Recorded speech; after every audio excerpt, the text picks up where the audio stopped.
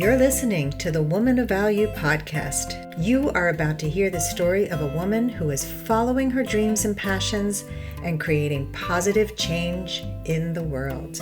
I didn't know what I wanted to be when I grew up. So I just, I had a good job. I had all of the things, but I never really was doing something that I felt passionate about.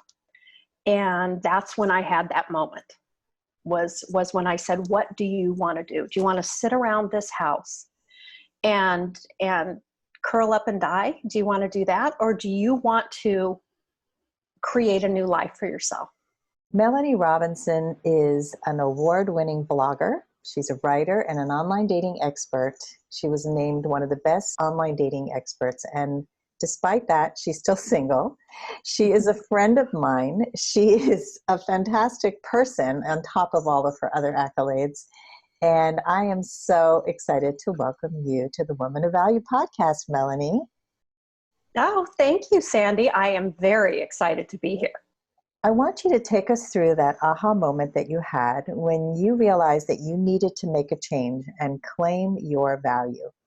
It was a really, really bad time for me. My husband had passed away. He was the love of my life, and we had only been together a short time. And I had certainly had dated my share of idiots before him, and he was amazing. And we just fit.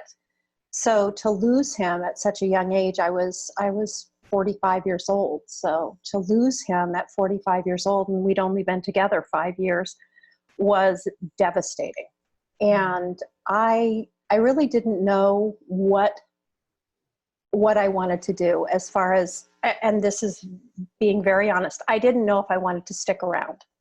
I didn't know if my life could have meaning again without this person, because I had seen my life in a certain way, and I saw how what my life would be. I'd waited so long to find him. I found him, we're happy, and then he dies. I had to reimagine my life, and that's a very hard thing to do when you especially like the life you were living before. Yes. So that's the point that I was at, and I had a couple of years of just absolute grief, and I, those years, I mean, I had a hard time getting out of bed. I had a hard time with friendships. People, there really wasn't a support group for younger widows.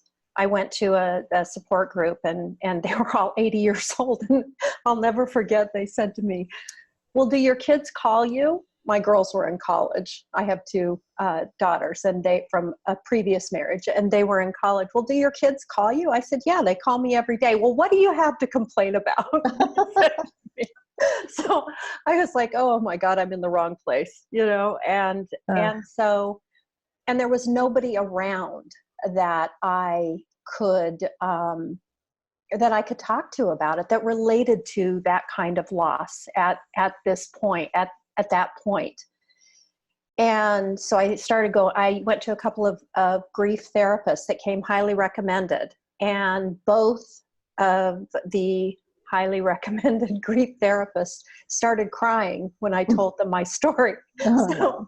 So I'm handing them a tissue and thinking, okay, I'm comforting them. It's okay. It'll be all right. And finally I went to a woman, and I found her on Yelp, and she was just, I know, the highly recommended ones cried. And then I found this woman on Yelp, and she was kind of a spiritual, she was an old hippie chick is what she was. And she said, everything you're doing is okay. I felt like I needed to do so. And she said, just allow yourself to, she said, you gotta, and she used the F word, you got an effing raw deal is what she said to me. And so she said, you got to figure out what you're going to do. And, so I started thinking about what I wanted to do. And when you're in isolation like that, there is an incredible amount of time to really look at everything very honestly. You're raw. Nothing is going to hurt you. And so self-examination doesn't hurt. You can be brutally honest with yourself. And I realized that I had spent my whole life being everybody else's cheerleader. And I was great at it. And my children and my spouse and my friends, and I would encourage them to do these amazing things and take these risks and be brave and all the things that I believed I really was. I'm encouraging them to do it. But yet I didn't have the courage to do it for myself. And so it looked like I was leading this selfless life because I was devoted to my girls, and I worked hard at my job, and I was a great friend, and I was an amazing wife, and I was all those things. But I was sacrificing myself, and intentionally, because I was afraid, and I didn't know what I wanted to do. I didn't know what I wanted to be when I grew up. So I just, I had a good job. I had all of the things, but I never really was doing something that I felt passionate about. And that's when I had that moment, was when I said, what do you want to do? Do you want to sit around this house and curl up and die? Do you want to do that? Or do you want to create a new life for yourself? A life in a place that you've never been before, because everywhere I drove was a memory. Every time I passed something, and when you're in grief, you look for those things to feel sad about. You go, oh, I can't go down that street. That's the hospital street. Or, oh, I remember when we sat there and we had the most delicious dinner. And so when you're in grief, it's like a cycle. Mm-hmm. It's, I see the kind of car he drove and driving by, and so you're just all wrapped up in that. And I decided I had to make a big change, and that's exactly what I did. First of all, just to have gone through such a tough time and to get to the point where you wanted to die. I mean, that's rock bottom. That is the lowest you can go. And that you pulled yourself out and you did seek help. And I think it's important for our listeners to know that it isn't a straight path from grief to recovery or to finding the light again. That sometimes you have to get really down, and you can go up and down and up and down, and all different stages of grief until you're ready to make that change. So I wanted to address that. And I wanted to also talk about the support group issue, because I have gone to many support groups that sucked, and I can totally relate. I think a lot of people think, oh, that's what you got to do. You got to go find your people. And often support groups make you feel sadder and worse about yourself, because it's often a place for people to bitch and moan, to just like your sadness was echoed in the places and in the memories. I think that a lot of times people go to support groups for the same thing. They just want to stay stuck in their sadness and have people go, oh, poor thing. And then it makes you feel worse. So you were smart, you had a resilience, and you sought out the right people, even when the therapists were crying and you're sitting and comforting. I totally can relate to all of this. It's like, and you're a strong person. So you knew you had to find somebody else, and you continued on your journey until you found Dr. Yelp. There was one more thing that you said about being everyone's cheerleader, and you said you almost lived a selfless life, or I forgot the words you used. Selfless by choice. I mean, it was intentional. Yeah, it wasn't and those weren't good. I was hiding behind my selflessness. Yes, and I think a lot of people do. I think this is something that will resonate for a lot of people, because we tend to dim our lights to make other people shine. We're really good at that, especially women. And so recognizing that I have a light too, and that's the pivotal moment. So we're going to find out now, where was that light? I had always enjoyed writing, and I had worked in corporate training, so I would write training manuals and kind of technical writing, and create training programs and leadership and management programs. But I never wrote for pleasure. So when my husband and I, the last years we were together, we were in Russia. And so in Russia, I would send these monthly emails to my friends and his friends about how ridiculous our life was in Russia. And everybody started sharing them. So they were sharing them, and then I was hearing from strangers that it's funny and hilarious and all of that. And my husband said, you should write. You really should write a book, write this, and I felt I would laugh or I would get annoyed with him. And those were both defense mechanisms, because I did not feel that I could do that. And I felt that so what, I can do a clever email, but to write a book or even an article or anything like that, I could never do that. But I enjoyed it so much. And I don't know if he saw that passion or if he thought the writing was that good, because honestly, I've looked back now and it wasn't that great. I would edit it a lot now. But after he died, and when I was kind of, almost a shut-in, I started writing about the two of us and our relationship and how we met. And I felt this joy when I was writing, even though it was often sad, because I was reflecting back on things and I'd have to put myself there. I still had this joy, and I would sit down at my computer and I would look at the clock, and I had been sitting there for 4 hours and it felt like it was 5 minutes. And I thought, oh, this is it. So I decided that I wasn't going to stay stuck in that, and I knew that I would always miss him, and I would always be feel that a part of me was broken because of that loss. But I figured I need to create a new life in a place with very few memories. So I wanted to write. So I thought, where can I go where I can feel that excitement, and where I can take classes and join writers groups and do all that the stuff that I know I need to do, because I'm not that great at this. I love it, but I'm not that great. So I thought, that's it. I'm going to New York City. I'm going to immerse myself in the literary world and do whatever it takes. And so I got rid of almost everything that I owned, rented an apartment on the Upper West Side. It was small. I put down blue painter's tape in my living room in my house, and I pushed my furniture that would fit into the size of my bedroom, the size of my living room, pushed that in there. And I mean, it wasn't much, and I shipped it, and then I got in my car with my dog and drove to New York City. The rest is history. Yeah.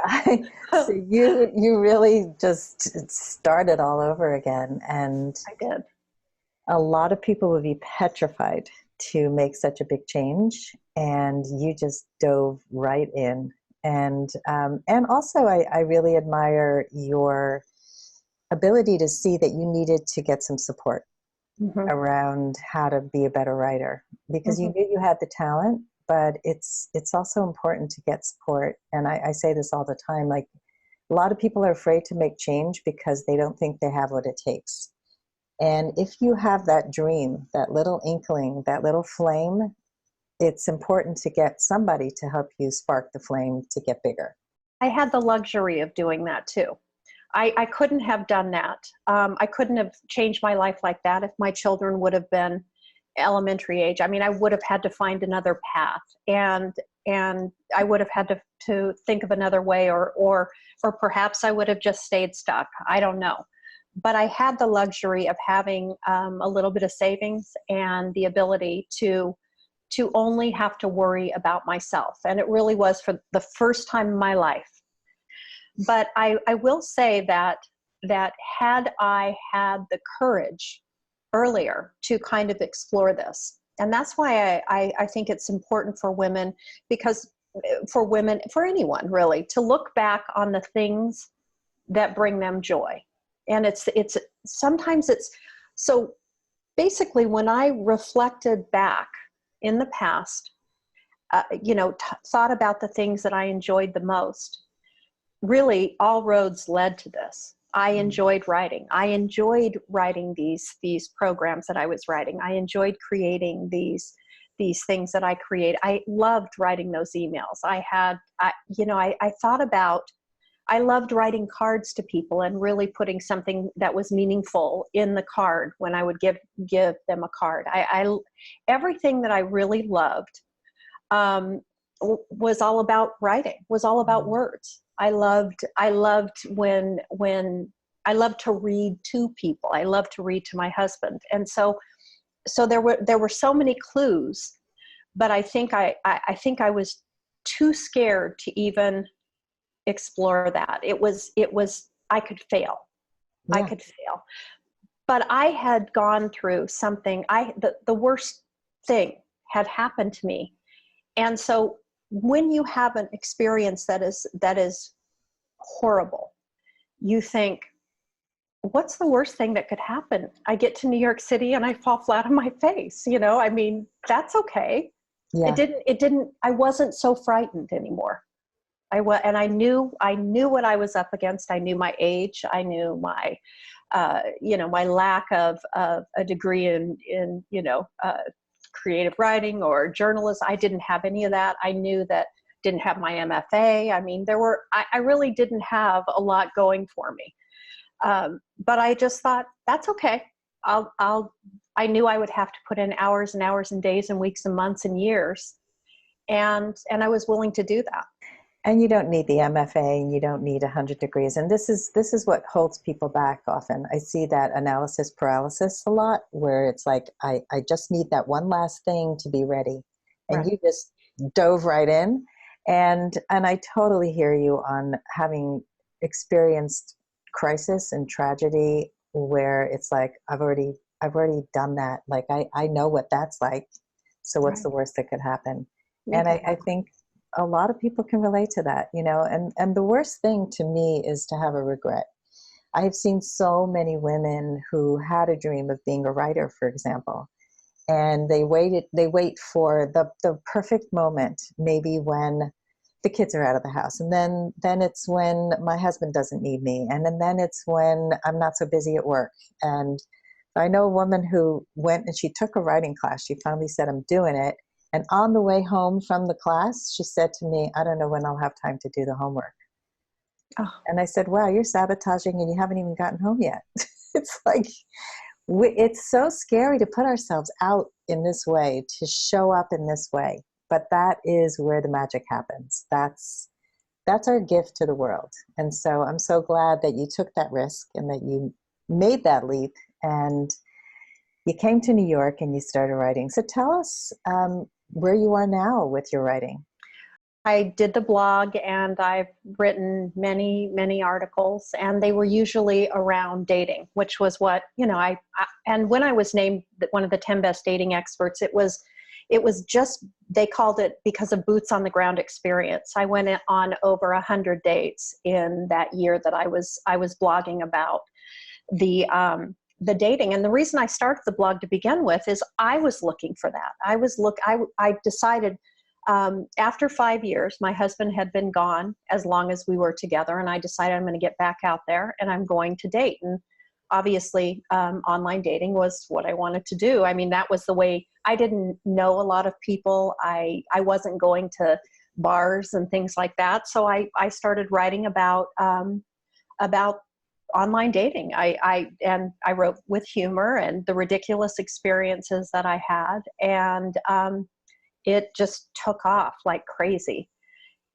And probably because people were looking for something like that as well. And so I wrote about my dates, and then I wrote articles on dating, and I was actually invited to be on Steve Harvey twice. He tried to fix me up on dates, and then I was on Katie Couric's show too, and but yeah. So all these things happened, but it took, and there were lots of times that I questioned, was I making the right decision? But I just decided, again, failure was okay. It was okay. Whatever happened was going to happen, but I was going to really throw myself in. So, for example, the first class I took it through the new school, and I'm in a class with most of the students, not all, but most of the students were younger than my own daughters.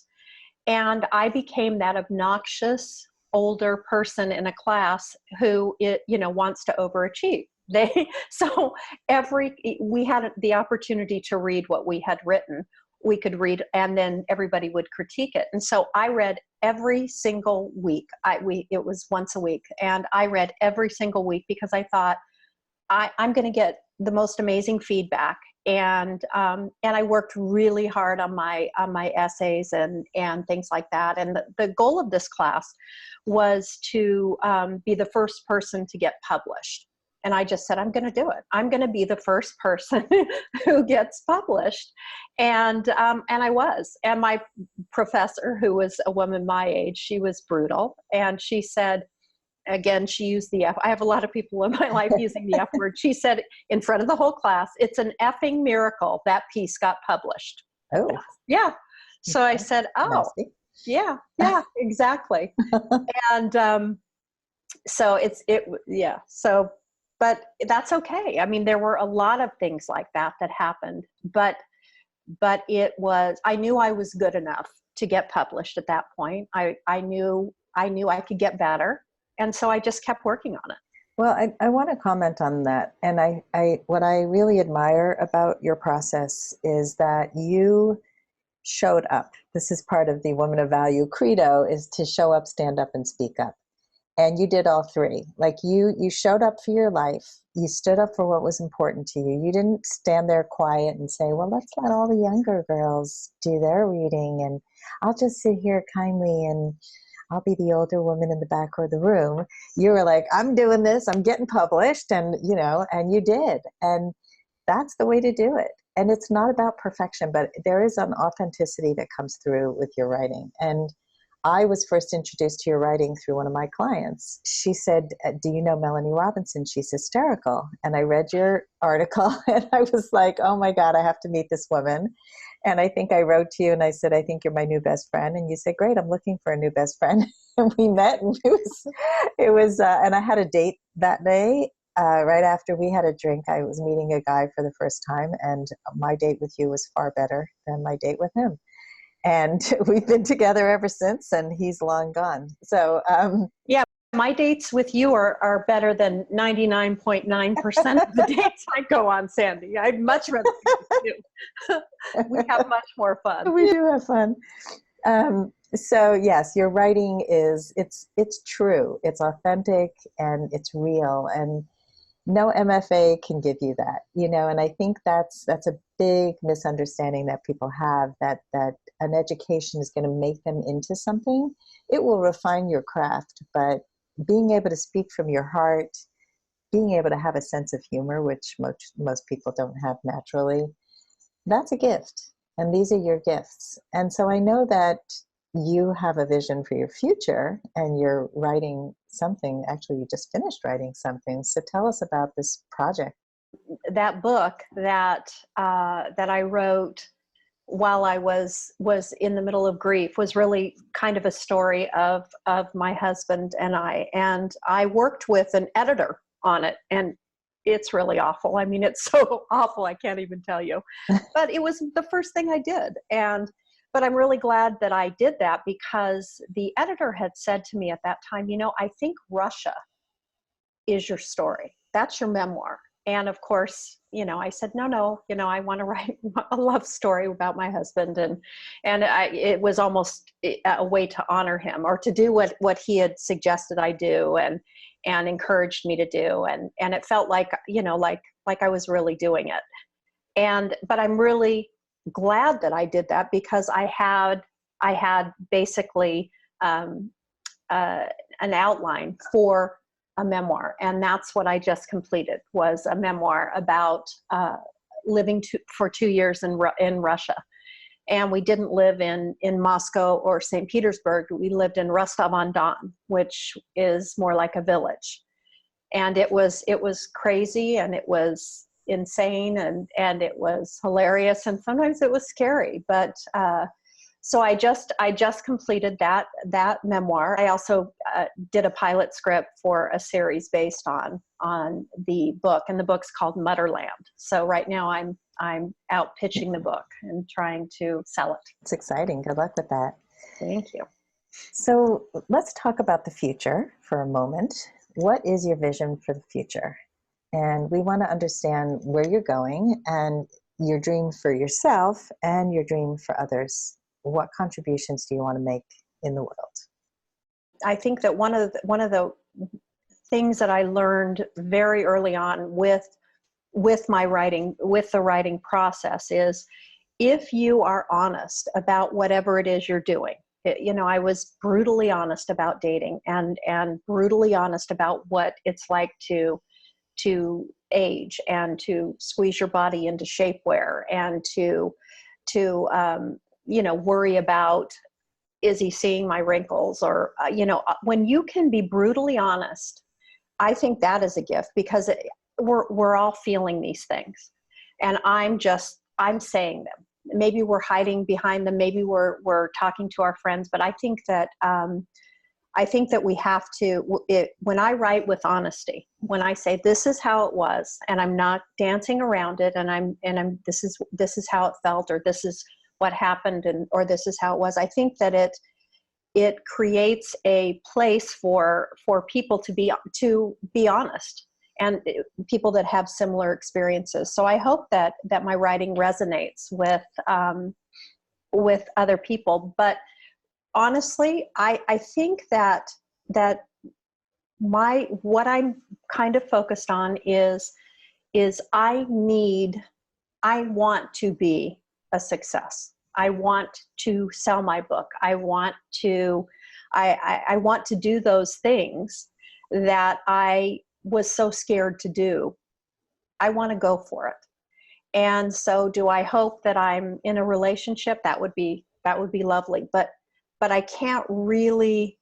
I'm not going to get distracted by that. I'm very, very, very focused right now on this success. If someone comes along, fabulous. That'll be great. That'll just add to the party. But I really am I'm kind of being selfish right now. I'm focused on the things that I want, and I am, I'm 57 years old. So I need to get busy. And Yeah. that's what I'm focused on. Well, you've been busy, and and I think that having this focus of you called it selfish. I from the beginning of selfless to selfish, I think we all need to take care of ourselves first. This is, to me, what a woman of value is. And when we do, we're actually better role models for everybody in our lives, including our children, which was something that was really surprising to me. I thought you have to be selfless to take care of children, but they learn from you modeling that you're following your dreams. And, I know your daughters are successful young women, and they're doing beautiful work in the world. And they, I'm sure, learned so much from watching your courage and how you went after what you really wanted. Yeah, thank you, Sandy. I think so. I think that I do believe that I have been a good example for them, and I certainly have encouraged them to dream big. It's interesting. I have a 33-year-old and a 31-year-old, and I got married right out of college. I was 22 years old, and within 9 months, my oldest daughter was born. I did everything, and then I kind of felt like I was stuck. And neither of my girls are married, and they've never been married, and they don't have children. So they are really focused on the things that they want to do my oldest daughter, I think is ready to start thinking about marriage and children, just biologically having to think about that. But it's interesting to me because I watch them do the things that I wish I would have had the courage to do at their age. I watch them do the most amazing things, and it's really, it brings me so much joy. I can't even tell you. That's beautiful. So now it's time for the lightning round. Okay. This is a quick segment. It's a bunch of questions that I'm going to ask you. We're going to go deeper into your mind. We're going to get some priceless nuggets out. All and right. that will inspire our audience. What was the number one thing holding you back from becoming a woman of value? Confidence in myself. What's something you failed at that taught you an important life lesson? My first marriage. My first marriage was, I knew going in that I was making a mistake. I knew that, but I did not have the courage to say, this is not what I want to do. Now, the payoff is amazing. I have the most incredible daughters, and I wouldn't change it for anything. But it certainly made me take my time the second time around and make a very, very wise decision. You learn not to settle again. Absolutely. Yeah, and you have these two beautiful gifts. I do. And he was great genetically. I mean, he might not have been my match, but he was great. Yeah. Oh, good. He planted his seed. That's it. And he paved the way for your second husband. Mm-hmm. Okay. What is the best advice that you can give to a woman who has given up her value in the past and wants to become a woman of value?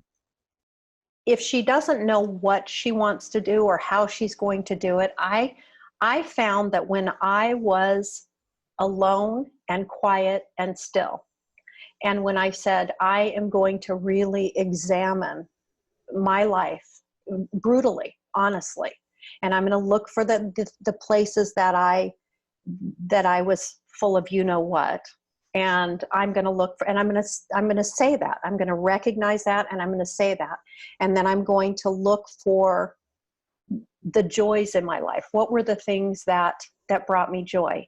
And I'm going to I think the first step is to really be honest with yourself.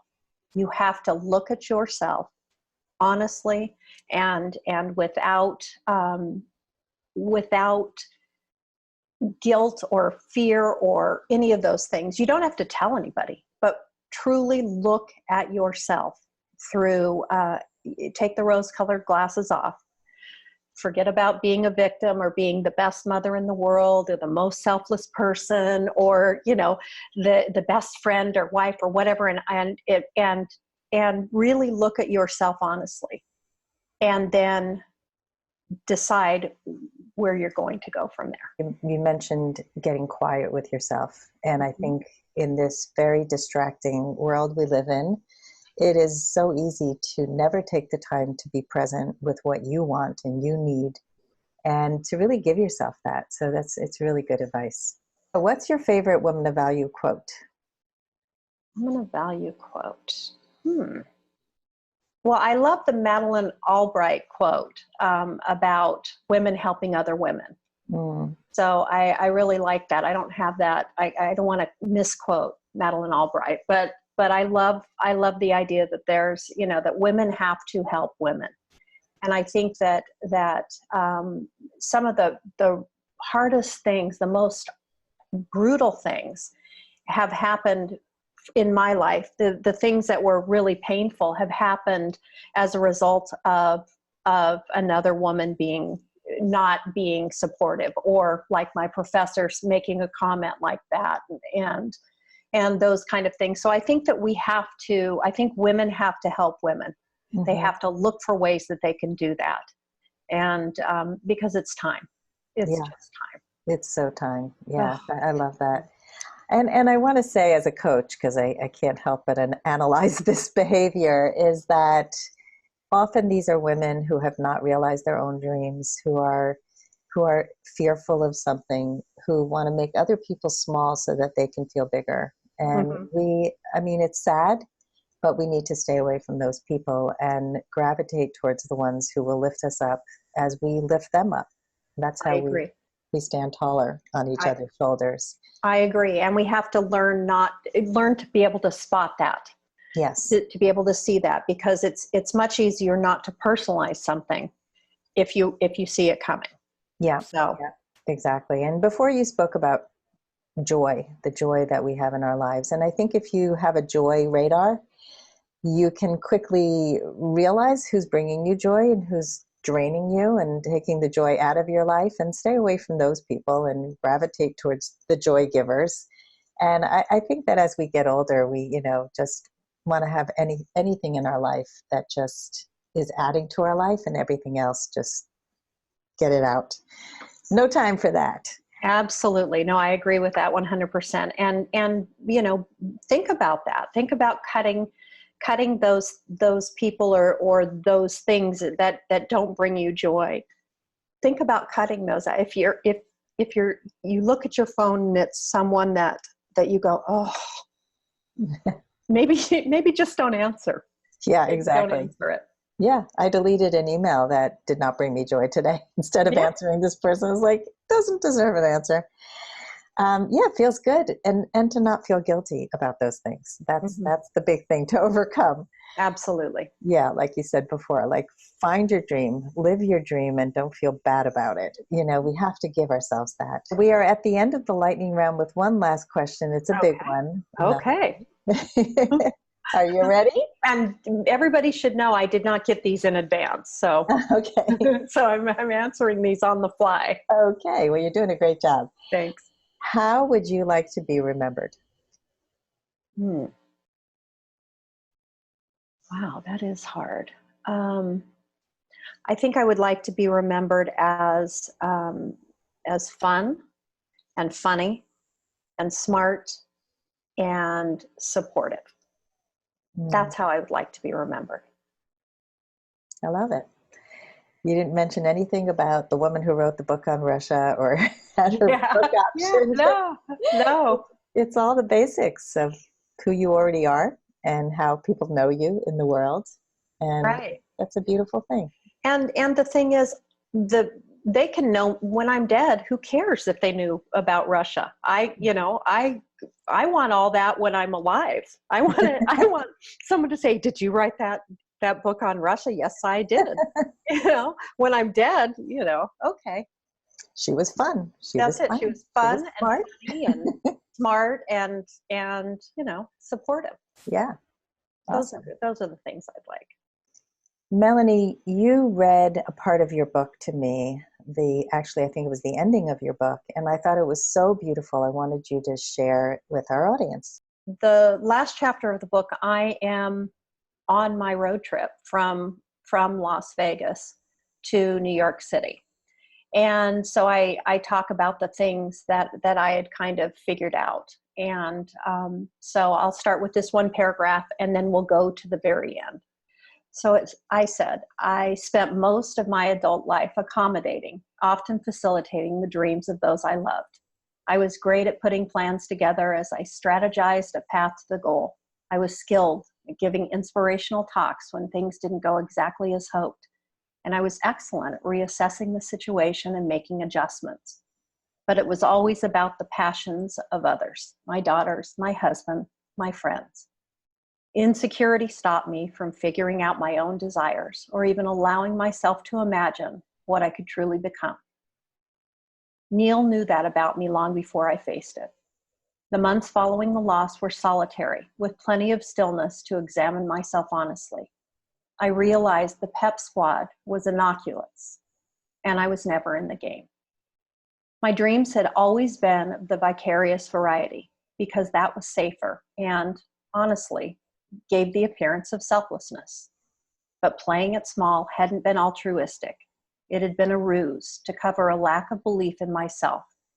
It was plainly chicken shit. Okay, so now I'm at the very, very end, and I'm heading into the Lincoln Tunnel. Traffic slowed to a crawl and then a standstill halfway through Lincoln Tunnel. Looking back, we've touched on sorrowful days. Future, past, they disappear, Earth, Wind, and Fire sang, as if pressing me to stop reminiscing and focus on the immediate. I glanced at the white tile interior and saw repairs to places of weakness where the water from the Hudson River engulfing the tunnel had seeped through. Those drip stains were the memory of the cracks, and I silently acknowledged loss would always create fissures in my most fragile places. I was marred, just like that wall. I was learning how to protect the parts of me that were frailest, though, and I knew I was stronger nearing my destination than I'd been since he went away. There I was, swamped by a river, underwater once again, yet breathing came easier. Traffic in front of me began to move, and the driver behind me beeped. I lightly pressed the gas pedal and crept forward for a few minutes until I could see beyond the stream of cars in front of me to the end of the tunnel. I was driving into something that looked messy, so the slowness of my entrance was exactly the right pace. I was prepared for a new place and a new beginning, even one that seemed chaotic. I was hopeful and figured the odds of belly laughing again were pretty good. The hair on my arms rose in anticipation of what the next few moments would bring. I was on the precipice of the fray, the Isle of 8 million, a city that pulsed every second of every day with the frenetic energy of the masses. I moved up a bit more and then stopped. I inhaled deeply and then slowly breathed out, waiting. The car in front of me proceeded, and then so did I. Bit by bit, I was moving toward a life reimagined, a place where my desires were decisively at the center because I put them there. Everything about it was unknown and unfamiliar, a puzzle of mine to construct. I knew I had the rest of my life waiting to be assembled, but in that moment, I wanted to recognize where I'd landed and the distance I had traveled. I wanted to savor how sublime it felt to finally have become the architect of my own dreams. And that, my friends, is the journey of a woman of value. Really, it's everything that we discussed today in the podcast, and the coming to New York, the dream that you put front and center and made yourself a priority. Yeah, absolutely. Yeah. Well, you're living your dream. Thank you I am. so much. I really appreciate that you read that, and I can't wait to see this book published and see the movie made, the television show, whatever is meant to be. It's going to be so exciting. Thank you so much, Melani, for coming on the show today, for sharing your journey to becoming a woman of value and to inspire so many others to do the same. If you would like to step more fully into your value, grab a free copy of The Ultimate Guide to Becoming a Woman of Value on my website, thewomanofvalue.com. Just click the link at the top of the homepage. And if you haven't already done so, be sure to click the subscribe button in your listening app. And if there's something in this episode that inspired you, please share it with others, because the more we share these inspirational stories, the more women of value we will have in this world. I'll see you next time.